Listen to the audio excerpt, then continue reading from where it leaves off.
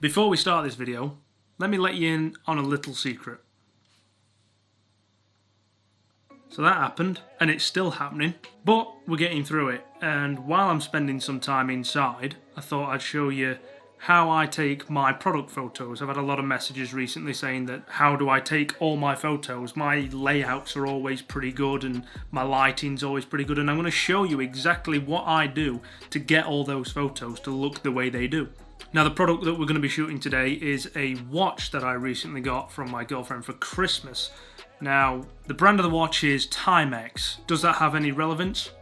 Not really, but the watch itself, watches to me represent time, obviously, and precision. So what else represents time and precision? Now, I like to play a lot of games. I like to play Battlefield, I like to play Call of Duty. I also like to watch a lot of movies, like a lot of action movies. Now, what's one thing that all these things have in common? And it's guns. Now, guns also represent precision. And they also have quite a lot of texture to them. There's a lot of bolts, there's a lot of nuts, there's, the bullets, the cartridges, all these different things that go into something like that. And it's the same with a watch. So I have already gone ahead and selected all the props that I need for today's shoot. None of them are real, however. I was a big airsofter.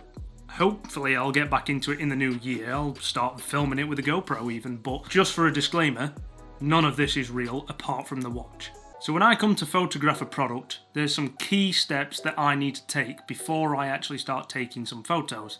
Now, these steps are: what is the product? Research the product, research the brand, what are they about, what do they stand for? That sort of generally gives you an idea of supporting products that you can throw in there. So in this instance we have the watch. Now the supporting products will be the gun and the bullets. Then we need to start thinking about a backdrop. What is the watch sitting on? Because it can be plain, but I like to be a bit different. So the backdrop for me is going to be my desk mat. Now the desk mat itself is a world map with different time zones on it. So that seems rather fitting to me. Plus it's got that proper military feel to it.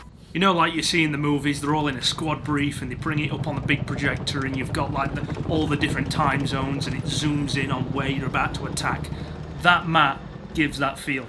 Now lighting for this, it's tactical, it's precision, and it's time. So we're going to go with something pretty moody on this one. Now, when photographing a product, you want to raise the product up in the air and use a shallow depth of field lens so that it really makes the product stand out.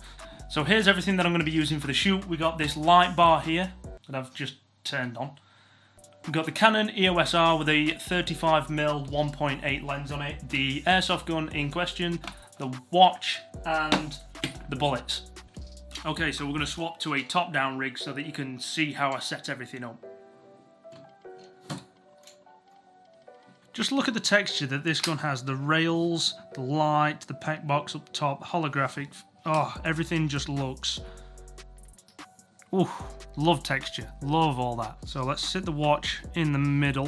Now we're going to set the box just over here because the box has the name Timex written on it. So I want to try and get that in the photo, just to show their packaging, simplicity. I love the minimalness on the top of there as well. The Timex logo is just really nice. Now, see, there's an empty space down here. Now, this isn't going to be seen. The silencer, the suppressor, isn't going to be seen in the photo. So let's take that off. We might be able to put that down here somewhere. Unfortunately, the suppressor just wants to roll away everywhere. So fortunately enough, I've got a black drywall screw that I'll be able to just prop that up with, so that's not going to roll anywhere anymore. Our bullet casings, let's get those strategically placed. Now let's place them near where they would actually enter the gun, because it just makes sense. I mean, why would you put them all the way over here where the suppressor is? Yeah, let's put them near where they would enter. Take a couple of these ones over here, one just there. We don't want it to look too crowded though, that's the thing. We don't ever want it to look like there's too much going on.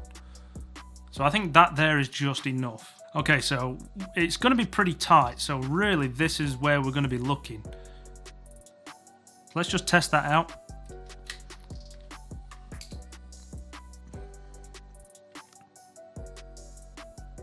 Okay, so far I'm happy with the layout. Let's go ahead and change the lighting, because I'm not a fan of the main light that we've got going on. So I'm going to use this light bar, and I'm just going to move it around until I'm happy with where the light hits it.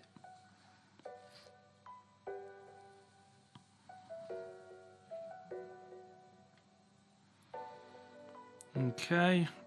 Personally, I want the lighting to be over where the gun is, because I like the shadows that this is going to put over everything, so that's nice. Somewhere about there, but the light's just a bit too warm right now, so let's make it a little cooler. Now, unfortunately, I don't have a stand for the light, so I'm just going to have to hold the light and the camera at the same time.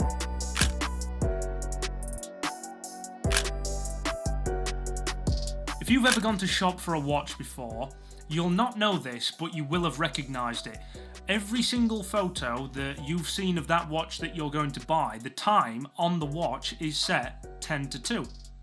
Now that's so that actually opens up the name of the brand, because they always put the name of the watch in the centre at the top. Now the minute hand will be somewhere between 25 seconds and 35 seconds. So the dial that adjusts all the times on your watch, if you pull that out just enough, you can actually get it to stay in the same place throughout the entire shoot. So you don't have to set it, press it back in, then catch it, and then have to redo it again. So what we're going to do is we're going to set the time on the watch so that it opens up the name on the watch so that we can clearly read timex, and then we're going to snap the photo.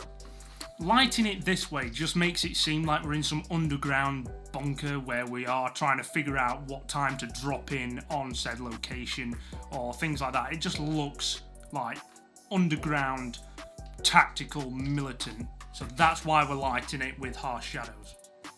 Now, of course, we're not just going to sit the watch in one place, we're going to get multiple photos. So the next photo I'm thinking is draping it over the gun itself so that we can get some of the detail of the gun in the photo as well. So the texture of the rails on the side, we'll get that in there. So we'll drape it over the center here.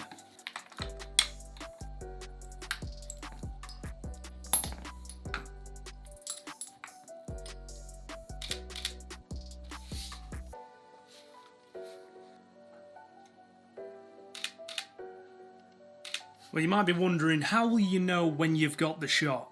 And to be honest, it's all through trial and error. Move the light, keep taking pictures, take as many as you want. You've got a digital camera, you're not going to run out of film. Just keep taking photos. And then when you get into the editing, you shouldn't really have a lot to do in the editing, obviously, other than cleaning dust off of the front of the product and things like that. So really what we did there is we did most of the work in camera. If this video did help you, make sure you tag me in your photos on Instagram so that I can see all your product photos. Really love that. Like, comment, subscribe, do all the stuff you already love to do. I will see you in the next one. Civvy.